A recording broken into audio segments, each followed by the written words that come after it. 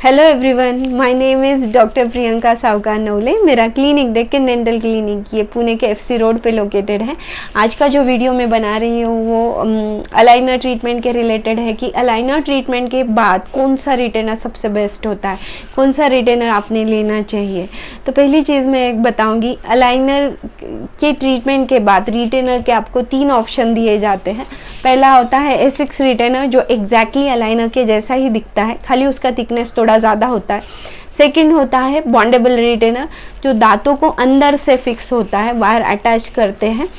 Third होता है wrap around retainer जो बाहर से एक वायर दिख के आता है, अंदर एक्रिलिक होता है, रेजिन होता है, पिंक कलर का या ट्रांसपेरेंट कलर में ये दिख के आता है। तो इन तीनों में से कौन सा ऑप्शन बेटर है? तो पहले मैं बताऊंगी, हमारे यहाँ पे हम usually post aligner treatment A6 retainer recommend करते हैं, सिंस ये एग्जैक्टली अलाइनर के जैसा ही होता है, खाली इसका थिकनेस अलाइनर से ज़्यादा होता है। तो पेशेंट को ऑलरेडी पता होता है, उन्होंने 1 साल का अलाइनर का ट्रीटमेंट लिया होता है, तो उनको पता होता है कि खाने के टाइम पे आपको रिटेनर हटाना है, फिर आपको वो कैसे क्लीन करना है, आपको वो कैसे पहनना है, तो उनको वो बहुत हैंडी हो जाता है।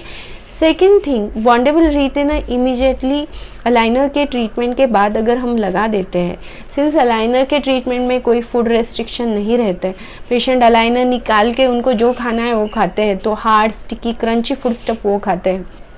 अगर अचानक से मैंने दांतों के अंदर से कोई वायर लगा दिया और पेशेंट के हैबिट्स वैसे ही हैं, तो देयर आर चांसेस कि अंदर वाला वायर टूट जाता है। टूटने के बाद, सिंस ये क्या एक दांत पे लगा हुआ वायर नहीं है जो टूटा और बाहर निकल के आया, ये वायर अटैच्ड है 6 दांतों में, तो वो टूटने के बाद भी मुंह में ही रहता है और पेशेंट ये नोटिस नहीं कर पाते कि उनका रिटेनर टूट गया है। ये नोटिस कब करते हैं? जब उनके दांत वापस टेढ़े मेढ़े हो जाते, तब उनको रियलाइज़ होता है कि मेरे रिटेनर के साथ कुछ खिलवाड़ हुआ है, वो शायद टूट गया है। तो उस टाइम पे बहुत देर हो जाती है, रिलैप्स हो जाता है और पूरे इतना ट्रीटमेंट, इतना जो पैसा आपने उस ट्रीटमेंट में डाला है वो वेस्ट हो जाता है। तो इसलिए हमारे क्लिनिक में हम नहीं रिकमेंड करते कि इमीडिएटली अलाइनर ट्रीटमेंट के बाद आप बॉन्डेबल रिटेनर लगवा लो। हम कहते हैं पेशेंट को 1 साल के लिए आप A6 रिटेनर डालो और उसके बाद आपको बॉन्डेबल रिटेनर पे हम शिफ्ट कर सकते हैं।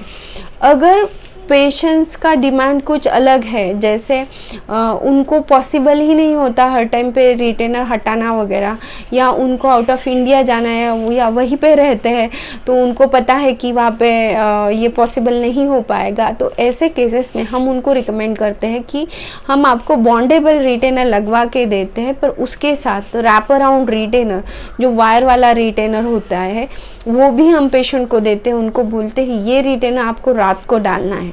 सपोज दिन में कभी आपका वो बॉन्डेबल वाला रिटेनर टूट भी जाता है, सिंस ये रिटेनर आप हर रोज़ रात को डाल रहे हो, तो आपके दांत टेढ़े मेढ़े नहीं होते, आपका रिलैप्स नहीं होता, रिटेनर टूटा अंदर वाला और आप भूल भी गए, पर फिर भी ये रैप अराउंड रिटेनर जो आप रात को पहन रहे हो उससे आपका रिटेंशन प्रॉपरली कंटिन्यू होता है। थर्ड ऑप्शन जो मैंने बोला वो रैप अराउंड रिटेनर का है, तो मोस्ट ऑफ द टाइम ये ऑप्शन अलाइनर के पेशेंट कभी चूज़ नहीं करते, सिंस उसका बाहर से वायर दिख के आता है। वायर दिख के आता है तो जो पेशेंट ने ट्रीटमेंट ही इसलिए लिया था कि उसका किसी को नहीं पता चलना चाहिए कि मेरा अलाइनर का ट्रीटमेंट चल रहा है, तो ऐसे केस में at the end of treatment वो रैप अराउंड रिटेनर कभी नहीं लेते। पर हाँ, जैसे मैंने कहा, अगर हमने उनको बॉन्डेबल रिटेनर इमीडिएटली दे दिया है तो उस केस में रात को डालने के लिए हम उनको रैप अराउंड रिटेनर देते हैं। तो ये सब कुछ था कि क्या कौन सा रिटेनर बेस्ट हो सकता है आपके लिए। तो हाँ, ये बहुत इम्पॉर्टेंट डिसीजन होता है, तो आपको इस वीडियो द्वारा होप थोड़ी मदद होगी। Do like my channel, subscribe कीजिए। Bye bye, take care.